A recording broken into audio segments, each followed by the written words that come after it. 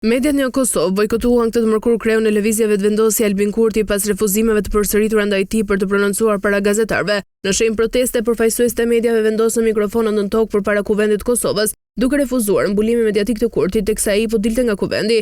Ky veprim simbolik erdhi pas 5 tentativash të pasuksesshme për të marrë një deklaratë publike nga Kurti gjatë seancave të konstituimit të kuvendit. Në të gjitha rastet, lideri i vetëvendosjes ka shmangur komunikimin me shtypin. Gazetarët theksuan se ky bojkot nuk është një akt me armiqësor, por një reagim ndaj mospërfilljes së vazhdueshme ndaj rolit të medias dhe të drejtës së publikut për informacion. Deri më tani nuk ka pasur një reagim zyrtar nga Kurti apo lëvizja vetëvendosje në lidhje me bojkotin e mediave. Pas vizitës në Pej, patriarku Serb Porfirje vrapoi te Putin, sundimtari i Rusisë e priti në Kremlin Porfirjen, i cili shoqërohej nga patriarku rus Kirili.